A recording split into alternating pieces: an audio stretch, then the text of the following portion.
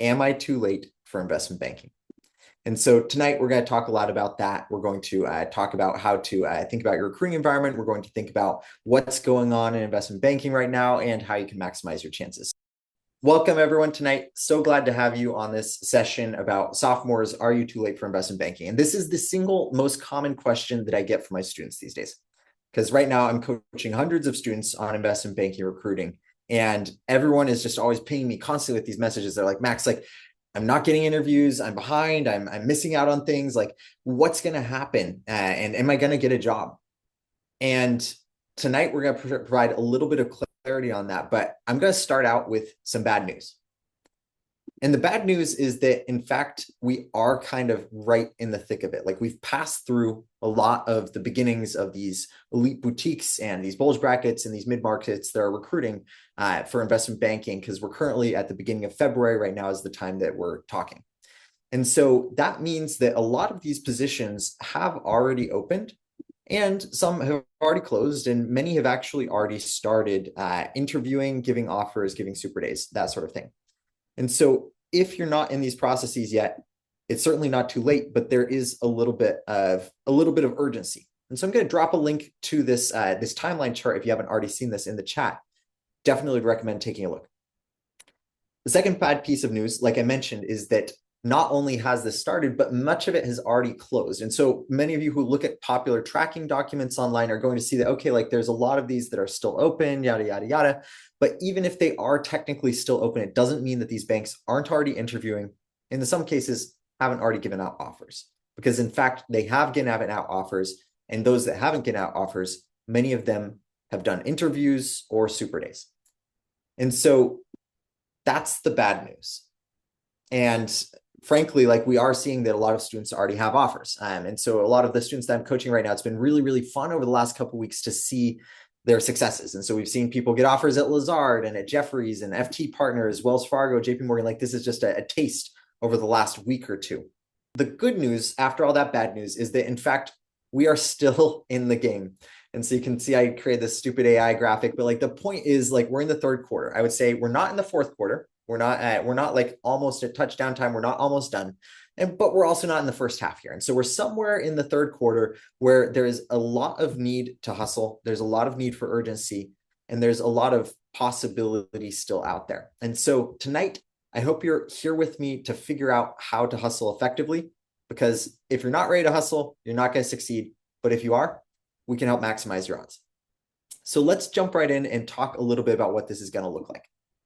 And just as a quick introduction, my name is Max Adams. I'm the head coach here at Wall Street Mastermind. And the reason that I'm hosting this tonight is because I've been through this process and I've seen how hard it is and how much it sucks.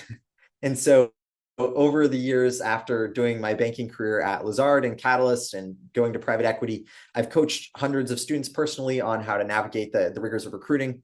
And I've helped a lot of people who are way, way, way farther behind than probably most of you are tonight. Because my guess is most of you tonight are sophomores. And in fact, I've been able to help people who have missed the sophomore boat entirely, who've made it into their junior year. Some of you have even been seniors or post-graduation who've been able to effectively break into banking. So hope is not lost, and I'm here to help you understand how to do it. And tonight, we're going to be doing a very fast crash course in all of the things that you need to know to succeed in sophomore recruiting right now. And so we're not going to be able to get into the same degree of depth that I would like with everything, but we're going to get a little bit of breadth and get you the TLDR on everything that you need to know across 4 main domains.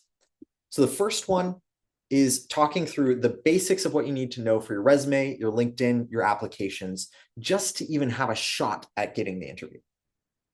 Then the second piece is we're going to talk through, once you do get that interview, how do you succeed behaviorally? So like, how do you talk about yourself? How do you do, your tell me about yourself, your why this bank and things like that. And even if you're already a behaviorals expert, my guess is there's going to be still a little something that you can take away from this. And for those of you who haven't started working on the behaviorals yet, because you're so busy trying to even get the interview in the first place, great. We'll help you make sure that you're prepared once you get there. Then third, technicals. That label's wrong right there, but ultimately this is something that everyone always needs to work on, is making sure that you've got an understanding of the basic technicals and that you understand exactly what you need to do in order to succeed in this process once you actually get past the first round behavioral interviews, because it is not easy after that point, as I'm sure you're aware. And then last but not least, I'm going to save the most important and the most interesting topic, which is how to actually nail the networking, because this is the single biggest thing that you have in your toolkit right now, is making sure that the networking is on point for these last little bits. And a lot of people say, oh, Max, like, isn't it too late to network? And I say, well, okay, what else are you going to do? How else are you going to get an interview? And so we're going to talk through some common strategies on how to do the cold outreach and how to effectively build your connections, get those referrals, even later on in a process like this. So with that, that's the roadmap for tonight. We're going to talk about applications, behaviorals, technicals, and networking. Let's jump right in. So starting out, resume, LinkedIn, and applications. So we're going to break down the key things that you need to know about this. I'm just going to talk through this as fast as possible. We're going to give you the basic gist. So on these things, I just want to share some basics. So first off, if you don't already have your resume up to scratch, the first thing you need to do is just like make sure that you've got a good format. And I've included a QR code here for the Wall Street Mastermind format, which you can use as a free template that is going to like get you 80% of the way there. But basically, you need to make sure that it's got no typos, that it's got the clean formatting, it's got the headline at the top, the LinkedIn, all that good stuff, interest section, things like that. That has to be fine. But that's not enough. Like that's the necessary, but not sufficient. The things that make the resumes even better than just having, the clean Wall Street formatting is two parts. First off, you need to have quantified bullets. And second, you need to have action-oriented bullets. So let me talk a little bit about this. So on the quantification side of things, this is pretty simple, where basically 80% of the bullets need to have some sort of number in them. And that's an arbitrary number. 80% could be 70%, could be 90%. But when I'm reviewing students' resumes, I like to go through basically every single line and check, is there a way that I can quantify this? And my guess is if you challenge yourself, you'll be able to find places that you can. And a lot of people say, well, okay, like I've only done a search fund internship where I didn't actually do a deal, or I've only worked outside of the finance industry where there aren't as many numbers. Well, I say, great, quantify that. Instead of saying that you waited tables at a restaurant, say, how many tables did you wait? And how much did you decrease the wait times or increase the tip volumes? Instead of saying, oh, hey, I like screened companies for a search fund, but I didn't do a deal, say, how many companies did you screen? How many industries did you look at? And how did you turn that into effective deals? And the second part is turning it into action first. And so what I mean by this is you typically want to talk about like what you actually did. And so to some extent, you could call this like outcome first or action first or something like that. Like the wording I don't really care so much about, but the point being, you want the bullet to, instead of say, hey, did XYZ thing and achieved XYZ outcome, you want it to say achieved outcome by doing this. And so instead of saying reached out to 300 companies and got a deal done, you'd say got a deal done by reaching out to 300 companies. And so as you look through your bullets, I want you to look for those two things. One, is there a place where I can put a number in here? And then second, what is the actual outcome of what I did? And can I put that right at the beginning? Because people are impatient and they want to understand what is the actual thing that you did that was very impressive.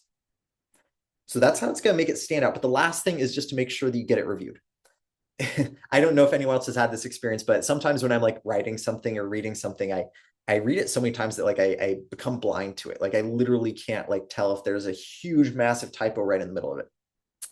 I was doing a paper recently that I was like, it was for school, and I was so engrossed with it, and it was like a 20-page paper or something like that, and I was so focused on like the punctuation and the words and the arguments and stuff like that, that I didn't realize when I submitted it, that I submitted it with like 20 comments like on the side of the Word document to my professor. My professor was like, what the hell, Max? Like, what is this? And so that's just like kind of an illustration of this idea that like when you look at something as often as you're looking at your resume, you're going to become blind to like glaringly obvious things that other people are going to see. And so obviously I'd recommend, if you can, get a professional coach to look at your resume, because we're trained to do this well and we're going to do it better. But if you can't, then make sure that you at least give it to a friend, give it to a family member, or worst comes to worst, give it to GPT. So that's going to be how you get the resume up to scratch such that you're able to actually make sure that you're able to apply. But these days, resume is only half the equation. The other half is, of course, the LinkedIn profile. And so on the LinkedIn side of things, like a few tips I'm just going to give you really quickly, which is first off, like make sure that you have a good headshot. Now, let me tell you what that means, because a lot of students, they say, oh, I've got a good headshot, and then they show me their headshot and I'm like, no, this is trash, like nobody's gonna like this. And the common mistakes that people make are like, first off, they're not in business formal, so wearing even like a button-up shirt like this, even though it's like moderately formal, is not going to be good enough for the types of jobs that you're recruiting for in high finance. Second thing that people mess up is they don't smile. Like they say, this is a very serious industry, I'm gonna frown and I'm gonna look serious in the camera, and like, sure, like that might make you look a little bit more serious, but it loses out on the ability to like build a human connection. And people in general, I believe, trust and like people who are smiling more than those who aren't. And so until you're, a badass CEO of a activist hedge fund and you need to come across as extraordinarily serious, you probably want to be smiling at least a little bit in your profile picture. And then the third thing that people mess up is the framing. And so this is something that you can fix even if you don't have a new profile picture. But a lot of people, they'll do a profile picture like this, where they've got the frame and then the head is like a teensy little thing in the middle. And then it's like this massive frame. And that's like really, really just like, it's impossible to see them. And I'm like, who is this? I have to like zoom in with my magnifying glass. The other side of things is people like get the frame right around their face like this, and all I can see is like the middle, and it's just like, it's totally cropped wrong. So make sure that the face is about like this in the frame. So about 60% of the volume of the frame is your face. Zoomed in enough to show the collar, enough to show like the suit and the tie a little bit if you're wearing a suit and tie, and enough to show that there's like a clean, plain background behind you. So that's the first point. Go get a headshot or get an AI tool to do it, and make sure that it's a good AI tool. Second, less is more on the LinkedIn. So I was reviewing a LinkedIn recently, and this student, he sent me his LinkedIn, and it had probably about as much text on it as like a Tolstoy novel. And so I took it back to him, and I was like, man, like you can't go out there with a huge amount of text on there, because A, nobody's gonna read it. B, it looks really cluttered. And C, you're revealing a ton of details that you need to be able to talk about in the interview. And so in the same way that you don't want to like tell everyone all of your secrets the first time you meet them, you don't want to tell your interviewer everything about you and your role the first time that they look at your LinkedIn profile. You want to maintain enough content that they can understand what you did, but not so much is that they don't have anything to ask you in the interview. And so I recommend at most 1, maybe 2 bullets on each experience. And personally, in my case, I don't have any bullets. Like people just know what Lazard Tech Investment Banking is. And so I just don't really need to put too much behind it. Now, third, make sure you've got a good headline. This is probably the single most valuable piece of real estate on your LinkedIn, other than the profile picture, is that headline right beneath it. And so a lot of people, they make it like 5 sentences long. They include their minors, they include their passion projects, they include their hobbies, where they're from. None of that. No. The only thing you need to know on there is who you are and what you're doing. And so without knowing what your backgrounds are individually on this call, I'm going to broadly say that it's something to the effect of, hey, I'm a like econ student at Rutgers, class of 28 or 29 or something like that, 28, I guess it'd be. And then a bar and say inspiring investment banker. So who you are as in like school and year and major in one word. And then what you're trying to do, which is basically the aspiring investment banker piece.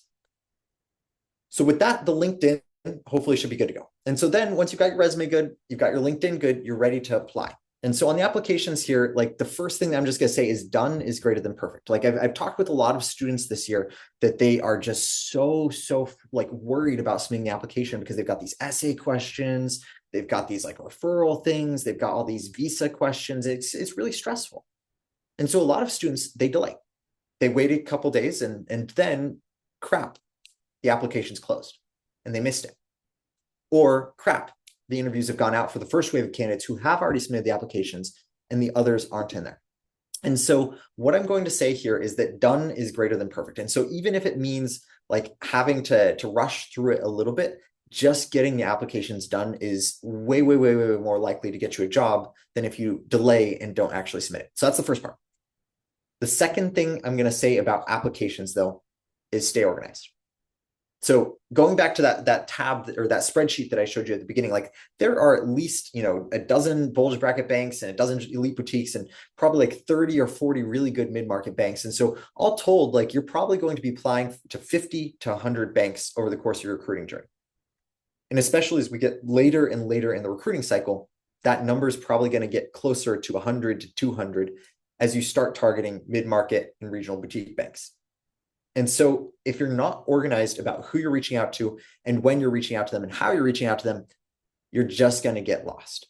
Like, this is very, very basic, but very important. And so the call to action here is, if you do not have a tracking spreadsheet for the applications you have sent in, do it.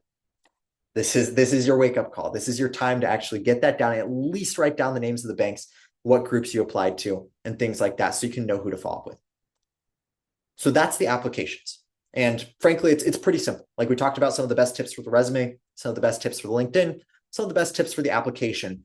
But all of that is just to actually get you to the behaviorals. And so the behaviorals are where you can really start to shine. There are 3 things that you're going to need to succeed at on the behaviorals. The first is the tell me about yourself. This is the single most important and single most common question that we get in our interviews. And just a little bit of insight to that, like, as a coach at Wall Street Mastermind, we've got like this incredible interview questions database. And so all of our students, they like submit like thousands of interview questions every year of like all the banks and all the things that they've done. And it's really funny to me because when I see the questions come in from like whatever bank it is, like, I always just know exactly what the first question is going to be. And 90% of the interviews, it's some version of tell me about yourself. And the reason that happens, I can tell you as an interviewer, is because it sets a table of contents for the rest of the interview. And so when I was interviewing students for Catalyst, I asked them to tell me about yourself because it laid up the next 2 questions really solidly. So because it probably fed into some reason about like why they're interested in investment banking, and then some reason about why they're interested in our bank. And so that's going to be why they ask it, and why they ask it first is because it leads into those 2 things. And so if your tell me about yourself isn't cohesively coordinated in the context of these other questions, you're doing it wrong. Let's see how to do it right, though. And so I'm going to give you a version of each of these 3 questions. And as I go through this, don't just passively listen. I want you to think about your story, your why IB, your why this bank. And you can pick whatever your top bank is, whether that's, Catalyst or Lazard or Goldman Sachs or Morgan Stanley or whatever the case may be. Pick that and then compare it to what you're seeing on the screen. So to tell me about yourself, I'm going to take you way back in time to young Max when I was recruiting for the same positions you are. And I'm going to show you what my question answer looked like. And so the first thing I said was, hey, I'm Max. I came to BYU, where I did undergrad, because I'm passionate about breaking into investment banking. And growing up in Utah, I was first introduced to business when I founded, grew, and ran a canoe rental business to pay for college. This inspired me to study finance at BYU, where I've joined the investment banking club and sought out internships in asset management and venture capital to gain experience. And I'm particularly excited about talking with you today because I know that Lazard has one of the best technology investment banking groups on the street. So that's a slightly abbreviated version, just to like fit on the slide, but you kind of get the gist. It's got 4 main parts. The first is like your objective statement. This is very, very simple. So remember on the LinkedIn, how I said profile picture, very simple objective statement of who you are and what you're doing. Same thing with your story. Your objective statement is who you are and what you're doing. And so who am I? Student at BYU. What am I trying to do? Break into investment banking. Fill in the blanks for you. Second is the spark. And so I give them a little bit of background. I give them context on where I'm from. I grew up in Utah and Maryland, like I mentioned, Colorado. But I give them a little context, and then I tie it back to my spark. And so the spark is the single most distinctive part of most of students' stories. And so if you haven't spent a lot of time thinking about the spark, do that. Like, that'll be the thing that's really going to set you apart as a student, is thinking through what is your unique interest in investment banking. And that kind of is going to tie into the why investment banking later. And so for me, it was this like random canoe rental business that I had, where our family had a canoe and I just started renting it out to pay for school. And so by the time I graduated from high school, I had like a pretty thriving little canoe rental business. And I ended up actually selling it to another kid so that he could pay for college. And like that was like my first taste of the world's smallest M&A deal. And it was pretty fun. But that was a really good story. And people loved talking about that. And so find what that is for you. Like, find what that genuine interest is that people want to go ask about it, and spend the entire interview talking about your canoe rental business instead of about accretion dilution technicals. Then the third piece is the development section. And so if you've ever seen like, a Jackie Chan movie or a Rocky Balboa movie, any of these like really fun martial arts films, you're going to know what a development section looks like. It's the training montage. Like, the protagonist gets beat up in a fight or something like that, and then they go do 100 push-ups and a bunch of pull-ups, and they get strong, and they've got like a teacher. And that's what you've got to sort of convey here.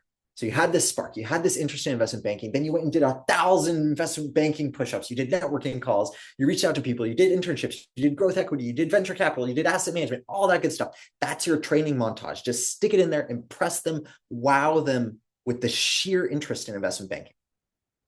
That's the development section. And then we tie it back. And so the tie-in is the part that people forget. Like in my interviewing as a Lazard interviewer, probably about half of the people I interviewed forgot the tie-in, maybe even 2/3. And that is just points left on the table. That's like fumbling the ball at the 90-yard line. Like is ridiculous. And frankly, you should never make that mistake. And so make sure that at the end of every story, you've got a unique tie-in that goes back to their story and their bank.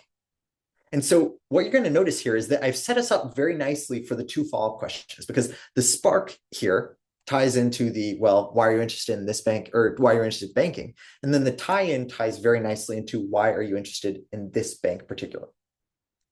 So let's go talk about those. But take a second, think about how your story compares to the structure, and consider adapting what you've already got into something like this. Should be about 75 seconds, 60 to 90 is fine. So why IB? Now, this one is very, very hard to stand out.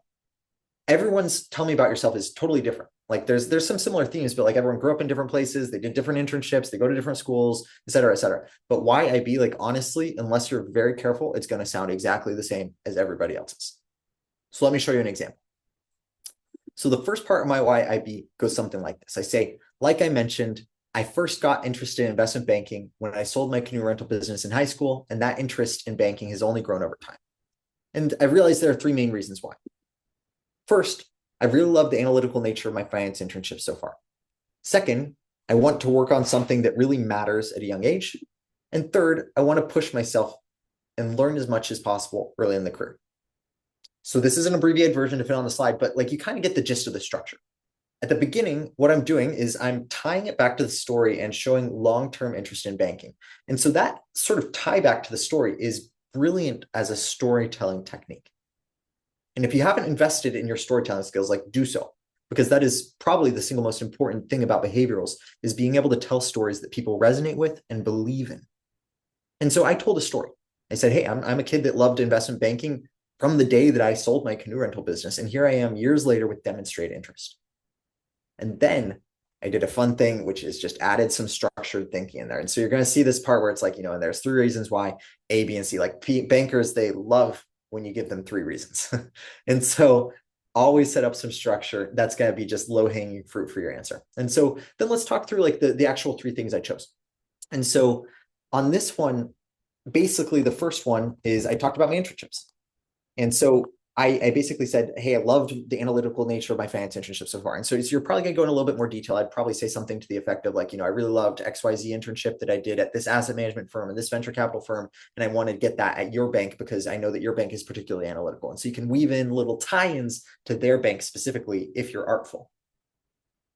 Then the second one is I talked about like the intrinsic motivation, about wanting to work on something that matters. And so this is a great chance to like name drop a deal that they've worked on. And so, for example, if they like you're talking with Catalyst and you're like, hey, I saw you guys just did like the Google Wiz deal or something like that.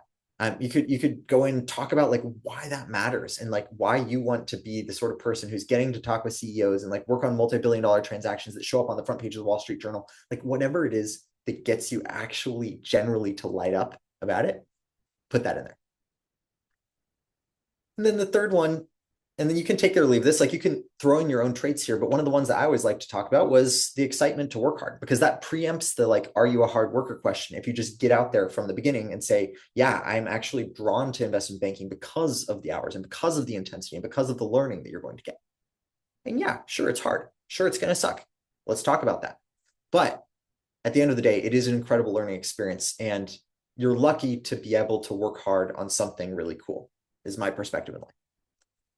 So that's a good why IB. Again, take a second, compare it to what your why IB is. And if you don't have one already, consider adopting some of these elements. And again, this should probably be somewhere in the 50 to 70 second range, somewhere around that, like just around a minute, maybe a minute and a half at the maximum. And make sure that it's got some structure at the very least. But if you remember, when we go back to like this, tell me about yourself, they're going to have two obvious follow-up questions. So one of them is like, why you're interested in banking, which ties back to the spark. So make sure that there's a continuity there.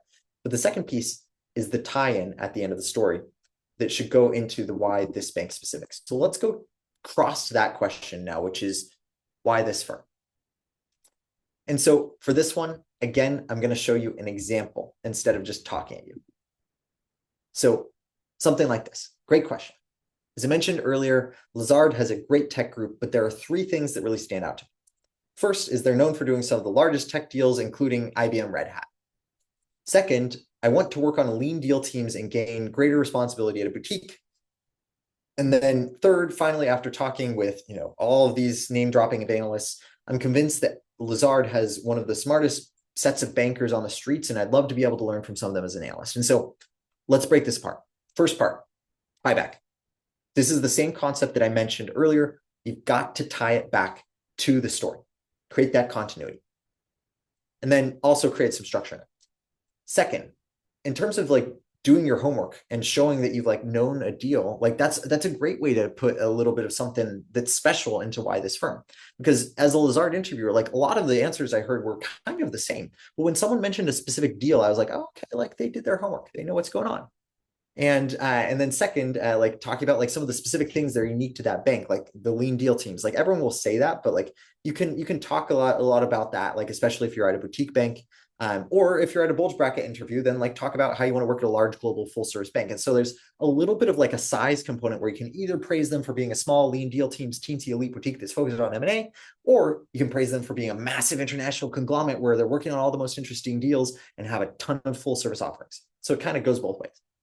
And then third, I always finish with the pathos, like hit them in the feels, and that's where you got to name drop. And so if you've talked with people, great. If you haven't talked with people, go talk with people. We'll talk about networking in just a second here because that's going to be critical. And so name drop the specific people that you've talked with and then drop the stuff that they said about the culture. Like, do they have a particularly good mentorship environment?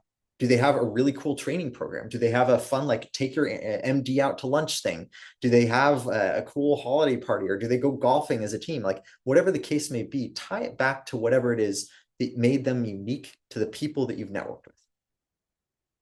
So if you get that right, you're going to have a lot of unique concepts there. Like you're going to have a deal that's like specific to them. You're going to have something about their culture that's specific to them. You're going to name drop specific things and like that. And that's going to really make it stand out in terms of why this firm.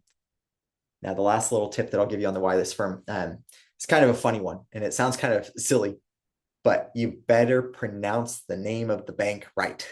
And you're like, okay, of course, Max. But I cannot tell you how many people I interviewed at Lazard who said, oh, I'm really excited to be at Lazard. And I cannot tell you how many people I interviewed who were like, oh, and the bank that I'm most excited to work about is Catalyst. And I'm like, dude, if you don't know it's Lazard and Catalyst, there's no chance you're making it to the second round. And so make sure that you've done enough networking calls and you've just like been in these environments and talked with enough people and mocked with enough people and been to your investment banking clubs enough to like be familiar with the names, the cultures, and the zeitgeist of these firms. So that's your crash course in behaviorals. But for now, we've got to keep cranking to number 3 here, which is technicals, acing your investment banking technicals. So for this one, we actually did a technicals webinar not too long ago. So technicals, what do you need to know? How are you going to get there? Let's talk. So the first thing is, how are you going to study? Because frankly, tonight and in no session will we have time to talk about all the topics you need to know. And so for now, I want to talk about how to learn the topics you're going to need. And the way that I break it down is there's 2 sections. First is theoretical, and the second is practical. And so by theoretical, what I mean is like, okay, like, do you know the theory of like what accounting is and what a DCF is? And then second, can you actually talk about it? Like when the push comes to shove and the interviewer says, walk me through $10 of depreciation and how it flows through the 3 financial statements. Like, can you actually say something, or do you choke and you get nervous and you're like, I think it has something to do with adding back non-cash expenses? Great. Got to get the practice. So let's break that down. So the theory, how can you actually learn the theory behind investment banking technicals? And unfortunately, you're not going to learn it too much just by going and reading a textbook somewhere. And so the first part is to take courses of the sort that you can find on Wall Street Mastermind. And of course, I have to say ours are the best, and I truly believe that.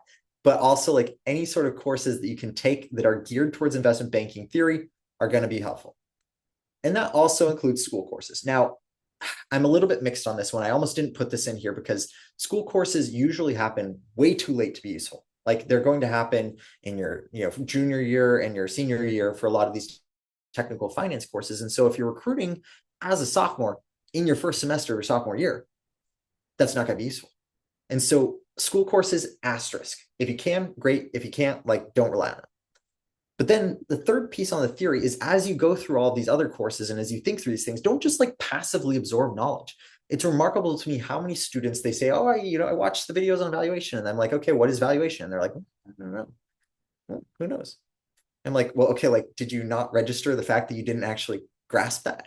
And so one of the biggest hacks that I have for students who are studying the theory of investment banking is to just write down the stuff you don't know. It's that simple. So if you don't already have a document going, like get a pen and paper, get a notepad, get a OneNote document or something like that, and just write down the concepts that you need to revisit. And like, I do this myself. Like I literally have a document, even as a coach who's been coaching this for like 10 plus years and who's been thinking about this for so long. And frankly, my technicals are pretty damn good. I still have a running list of things that I'm still working on and thinking about and concepts that I revisit. So that's the theory. What about the practice? How are you going to get there in an interview and not choke? And how are you going to like actually be able to verbalize these things? So 3 things. The first part is make sure that you've got like a copy of our technical cheat sheet. And I'll post a link to that one here. This is going to be very, very, very useful. And so want to make sure that that's something that you've got. And like it's a very, very quick 2-page guide that's going to give you everything that you need to know basically to like hack it. And so this is sort of the way to cram, is making sure that you've got like a good technical cheat sheet that just has like all the concepts that are actually likely to come up in an interview as opposed to the stuff that they're teaching you in classes, which is like 50 hours of stuff. Second is go try some of these like new AI driven tools that ask you the questions. And so if you don't already have access to something like Ask Stanley or IB Vine, there are like free versions of these tools that are pretty good. And so I've spent a fair amount of time on like IB Vine, just like playing around with it, and Ask Stanley playing around with it, and Thea, and it can really help you practice the concepts. And the reason that that's so important is because if you don't actually practice getting asked it, then you're just relying on your intuition that you probably know the answer, when in reality, it's much harder to regurgitate information than to understand it while you're reading it. And so really force yourself to go through the intellectual effort of actually recalling information under time pressure. And then third, last but not least, just get out there and mock as much as possible. And so some of the top students in our Wall Street Mastermind program are like getting like weekly mocks with our coaches. And the best students of all are getting in there, are like peer interview channels, and they're interviewing like with our peers like 5 times a week. Like every single day they like have a mock interview set up with another student in our program. And so they're meeting with them for an hour and they're going back and forth and like drilling these things. And that's even better than interviewing with a coach sometimes, because the first part is that like, yeah, you can still learn something from your peer. They'll teach you about something that they recently studied. But the second part is you get to teach them. And as Richard Feynman, like the famous lecturer, taught, the best way to understand something is to teach something. And so go out there and try and explain something to someone else. Like go find someone who's even more unprepared on technicals than you are. I don't care if you're like, just barely learning what a DCF is, or if you're an absolute accretion dilution wizard. Like go and find someone who knows less than you do and explain concepts to them. Go do a mock with someone who knows less than you, interview them, correct them, teach them. And that's going to cement the concepts better than almost anything else in your own mind. So that's really, really important. Now, the last bit we have to discover here on technicals is how to allocate your time effectively, because your time is your most valuable resource. Like you saw the timeline chart that I presented at the very beginning. Like you frankly do not have a lot of time left. You really need to push, especially if you're going for bulge bracket and elite boutique internships for next summer. And so on the timing, like generally I recommend at least an hour a day on weekdays, and hopefully triple that, if not more, on the weekends. And this is going to be a sacrifice because you have to take time away from school, from clubs, from activities, from hanging out with your friends. And that's hard. And I get that. But this is a temporary sacrifice for the next few months to get you the job that you're looking for. And I promise that in the long run, it's going to be worth it. And so if you can sacrifice more time, do it. If you have to do just this is the minimum. And again, some of our students, like I was recently coaching someone who was just an incredible work ethic. He'd actually, he was in the military before he joined and before I coached him. And he was like an Army Ranger. And so, he was tough. And so he said, Max, like, I know nothing about technicals. Like I've been spending the last few years, like, doing military training exercises and navigating around the forest and things like that. And I'm like, that's really cool. You're right. You know nothing about technicals. And he's like, yeah, I know. And so he said, how do I get up to speed as fast as humanly possible? And so I came up with a game plan with him. And that kid, I kid you not, he spent 5 hours a day on technicals for like 3 months straight. And at the beginning, he couldn't hardly walk you through a DCF. But by the end, he was giving me a run for my money on some of the more advanced concepts where I was like, oh, like that's a good point you're drawing there. And so you can learn these things and you can learn them quickly, but it is going to require dedication. And again, I'm not saying you have to put in 5 hours a day, but consistent effort applied over time with focused study time is going to get you good. And if I can do that with an Army Ranger who has no concept of finance, I'm sure I can do that with you. So last but not least, I'm sure this is the part that most of you have been excited about. It's the part I'm most excited about. How can you get the last minute networking for all this stuff right? This is probably the single most important thing that we're going to talk about tonight. So for this one, because this is so important, again, I teach a lot of sessions on this. And so we actually already did have a recent session on this, but I'm actually going to share some stuff tonight that I didn't even cover in those webinars. And so stay tuned. Like this is important new stuff specifically for sophomores in your situation. So the first part we're going to talk about is how to send a good cold email. And for those of you who have already attended one of my networking sessions or seen one of my networking videos, this is not going to be as new to you, but I'm going to follow it up with a couple of other really important things that are brand new. So first off, this is the best investment banking recruiting email I've ever been able to draft. And you'll probably notice that it's really, really short. So let's break it apart. Let's see what's on here. So first off is a hook. This is the single most important part of the email. It's something that's focused on them, not on you. It's congratulations on a promotion. Congratulations on switching firms. Congratulations on a deal that you just did.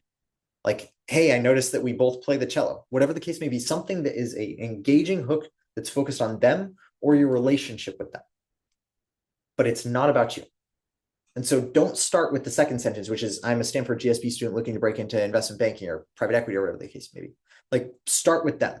And then also make sure that you aren't doing something lame, like saying, I hope you're doing well as your first sentence. And so a lot of students make that mistake. And, it always gives me a little bit of the ick. I'm just like, come on, like you really could have used that space well. And you decided, in fact, to just say, I hope you're doing well. So the second part here, though, is a context. And so you do, in fact, have to give them some context.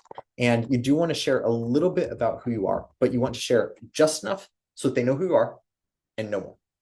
And so in this case, you can see it's like one relatively short sentence where I'm basically saying, I'm a Stanford student looking to break into investment banking. Then we give the tie-in. And so the tie-in is basically just tying it back to their bank specifically. So I say, tech is my area of focus. Nobody does that better than Lazard. I saw the Red Hat deal that you did recently. Love to hear how your experience is. Yada, yada, yada. That has to be customized. And then you finish up not with a yes or no question, but a when question. And so you're kind of saying, hey, not do you want to talk, but do you want to talk on Wednesday or do you want to talk on Friday? And you provide 2 large buckets of time that give them a little bit of context to go in. And then last but not least, you include your phone, your LinkedIn, your calendar link on the bottom so they can all just like know exactly who you are. Now, notably, I do not include my resume. A lot of people do, but I wonder if that hurts email deliverability these days. And I also don't think it's as necessary in a world where you can just click on the LinkedIn hyperlink. I usually send the resume during the calendar invites or post email for like a pre-call. Note that this is actually short enough also to put in a LinkedIn. So that's the basic cold outreach. But these days, most of the time, you've already done your cold outreach. And so there's 2 emails that you need to get good at sending. The first is a catch-up email.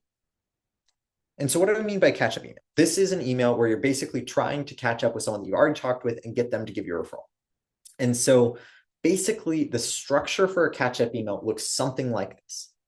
And the first thing I'll call out is the subject line is the same as what you had before. And so realistically, it's going to be basically similar to what you had before. And so beyond that, we've got 5 parts to it. The first is the tie back. And so instead of a hook where you're hooking them with something interesting, you're tying it back to the previous conversation. So that there's like that sense of affiliation where they're like, oh yeah, I talked with Max already. I liked Max. And so you thank them and you show them that like you had a personal conversation. And this can be really powerful when done well. In fact, I was just messaging this former person that I'd mentored probably 5 years ago at this point. And in our text thread, he said, hey, Max, I remember on our last conversation 5 years ago when you said XYZ thing that really impacted me. And I was like, wow, like that guy was really paying attention. Like he really remembered what our conversation was. And that made me so much more excited to help him going forward than I would have been if he'd just been like, oh yeah, we talked, blah, blah, blah. No, he had like a specific call out and he talked about it with gratitude. And so then that's kind of the hook here. Like you're tying it back to the conversation. But then the third piece here is the outreach. So like, why are you reaching out to them? And usually what this is some sort of update. And so it's either like, hey, updating your resume and you got a new deal, you got a new internship, something like that, or updating them on the recruiting cycle. And so a lot of the times this is happening these days where people are getting like super days or getting, interviews or something like that. And so they're saying, hey, just got a first round at Jefferies, just got a first round at Evercore, trying to do XYZ thing. And, that gives it like a reason to reach out to them. And especially if it's an interview at their bank or talking with someone else at their bank, like put that in there. That's a great excuse to have a touch point. But you've still got to have a call to action. And so that's where you've got to find some reason to talk with them again. And so if you can find something that they specifically could help you with, like not just saying like, hey, can you give a referral, but like you can say, hey, and I'm excited about XYZ process that I'm in. And I'd love to get your advice on how to manage technicals or how to think about my story or something like that. Like find something specific that they can specifically help you about, not something generic, but something specific to them, and maybe even a touch point that ties back to your prior conversation. Now, if you're thinking about this and saying, Max, like, I don't remember what I said in my prior conversation, well, there's a good reason to go take notes and make sure that you have really good notes from your prior conversation so you can have that sort of depth and follow-up. And then last but not least, same additional resources as before. So basic concept here is tie back to the previous conversation and like get some buy-in to them emotionally because they made an impact on you. And then give them an update and make an ask, usually for a conversation. If it's not for a conversation, ask them about like what the recruiting cycle is like at their bank, or if there are any updates or things that they recommend that you do to succeed. So that's next. Now, the next thing that you've got to learn here is how to accelerate a timeline. This is the other common one that really comes through a lot, which is basically someone saying, hey, I got an interview at another bank. Can I accelerate this bank? So here's what that email looks like. First off, again, replying to the same thread and generating with a hook. And so same thing where you're tying back to a conversation, you're making it personal, you're just really appreciating them and the conversation that you've already had. Then second thing is expressing enthusiasm. So being like, hey, like the reason that you should accelerate my process at your bank is because I really care about your bank. And so generating enthusiasm, like saying whatever specific thing it is and specific like conversations you've had that tie it back. And so that should be a mini version of your like, why this bank answer. And so you say, after talking with Anthony and George, like, I'm really excited about the collaborative culture at Lazard or whatever the case may be.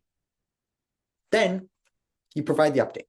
And so you give them a little spark of urgency, a little kick in the pants to make sure that they know that you are a hot commodity, that you are an incredibly competitive candidate, and that they should be moving quickly with you. And so you say, and just as an update on your timing, I recently received a super day at your competitor. And obviously you don't say at your competitor, you probably don't even say the name of the bank, but you just say a couple of super days. And then if they ask, you can tell them the name of the bank, but usually don't put that in the email.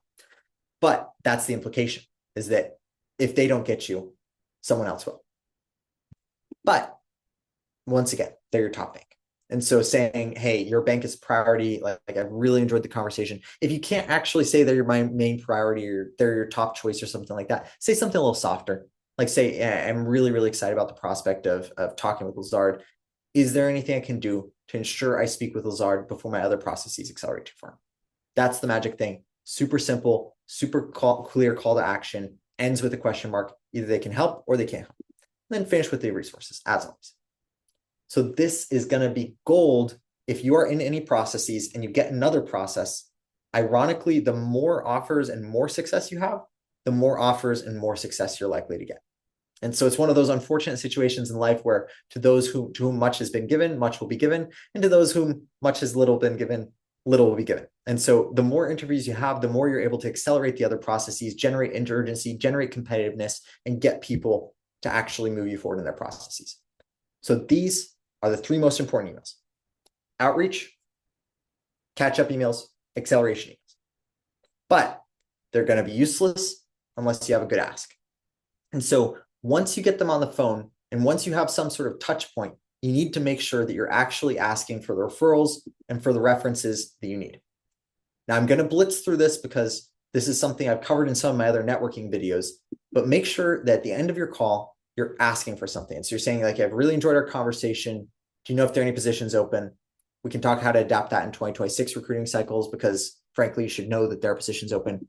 And then if they say yes, you can ask about referral programs. If they say no, you can say, hey, is there anyone else you recommend I reach out to? Like, always be asking for those references, always be trying to like build that networking flywheel with as little effort as possible from you, which means asking other people to do your networking for you. It's kind of a nice hack.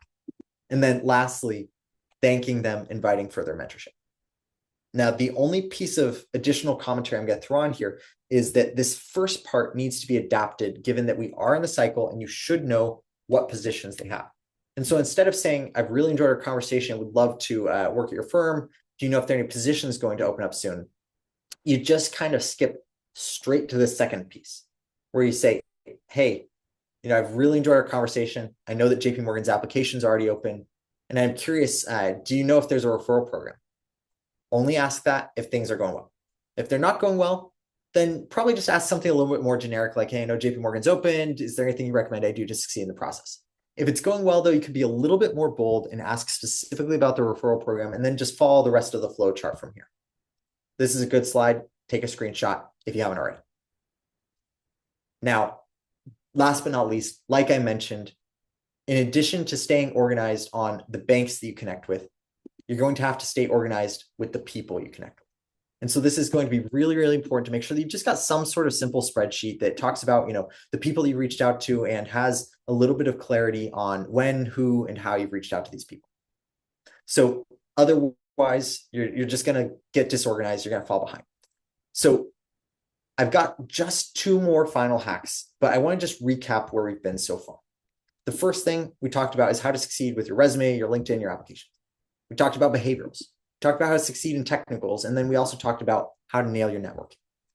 Now, with that, you have the basics. Like, I know that this has only been an hour that we've been talking together here, but in that time, we've covered the basics to make sure that you kind of know what you need to do across the basic areas of recruiting. But there are two final things. The first is there is a strategy. There's a strategy to who you reach out to and when. Because remember, at the beginning, I was showing you that chart, that timeline chart that showed the elite boutiques, then the bulge brackets, then the mid-markets, then the regional boutiques. And so I want to make sure that you are strategizing who you reach out to when. And so if you haven't already, reach out to the elite boutiques and bulge bracket banks. But now that we're in the third quarter, it's going to be a little bit more about the mid-markets. And so instead of going and chasing after Goldman Sachs, if you haven't already been making your way into that process, shift your attention not to where you are, but where things are going. And so where things are going is the mid-markets are currently doing a lot of recruiting. And if you haven't already, get those applications in, build that networking. And then the brilliant piece is getting ahead of the curve on regional boutiques. A lot of people, they're going to be scrambling to catch up after they go and they eke every single process, and they're constantly behind the ball. They're constantly chasing the elite boutiques just a little too slow. They're chasing the bulge brackets just a little too slow. They chase the mid-markets just a little too slow. But if you say, no, I'm just going to say, I'm going to chase the regional boutiques to begin with, you're going to be way ahead of the curve and you're going to be ahead of the ball, ready to catch that at the time when it actually comes through. And so focus on the mid-markets now, get ahead on the regional boutiques. Of course, if you're already in elite boutique or bulge bracket processes, continue in those. That's excellent. But don't let chasing after those big glitzy names stop you from the real goal, which is to get an investment banking internship. And we can talk about lateraling, we can talk about full-time recruiting, we can get you a better job later on, but you got to get in the first place. And so then the last thing that I really want to leave you with is a piece of hope, because realistically, you're probably seeing a lot of selection bias right now. And so you've got friends who are posting on LinkedIn. They're updating and they're saying, oh, incoming investment banking analyst at XYZ Bank. And that kind of hurts. That's probably hard to see. And then if you're in Wall Street Mastermind, you're checking our Slack channels and you're seeing dozens of people posting about the offers they're getting and posting questions from their super days and the interview questions database. And you're like, dang, am I really the only person who's not getting the super days? No, you're not. Most people aren't getting super days. In fact, statistically, we know that for JP Morgan last year, 99.3% of applicants didn't get the job. And so obviously most people are not succeeding. And I know that that's not a lot of comfort, but it's not just you if you haven't already gotten an offer yet. And you're only likely to see the people who are excited about it and who are bragging about it and who are publicly posting about it. Because nobody's going to post about it and say, hey, I got the Evercore Super Day. I didn't do so hot in my technicals and therefore didn't get the offer. Like nobody's going to post about that. And so don't be disheartened by the fact that the only thing you're seeing is positive, because there's a lot of people out there, including everyone else who's watching this, who hasn't yet been successful. And I want to share a story to conclude. So not too long ago, we worked with a guy named Mike. And I'm just calling him Mike. Wasn't his actual name for confidentiality here, but he actually entirely missed the cycle. So he just flat out missed sophomore recruiting cycle. He joined Wall Street Mastermind late. And not only did he miss the sophomore year cycle, he also missed the junior year cycle. So he joined it the fall of his senior year, if you can believe it. And he had like an okay GPA. It was mid threes, but he was a hustler. Like he really wanted. And so we worked with Mike and we pushed him. And we said, hey, Mike, like, we're gonna create a game plan for you here. And so we gave him a plan on technicals that was not too dissimilar from what I just showed you. And we gave him a plan on networking that was not too dissimilar from what I just showed you. We gave him a plan on applications and behaviorals that was pretty dang similar to what I just showed you. And Mike hustled. And he got an offer. He got a full-time offer. And then once he graduated, he had so many opportunities for laterals. And so that's why I keep saying, like, just get into banking, get any bank you can. Because if you get into banking, you can always lateral later. Like, that's just going to be so much easier than if you don't get into investment banking in the first place. And so I'm really, really going to encourage all of you who are still pushing on this process to continue to push until you're in the fall of your senior year. And even thereafter, there's still a chance to get an investment banking job post-school. And frankly, I'd love to help you with that. And thank you all so much for taking the time to join the call. Hope you have a great rest of your night.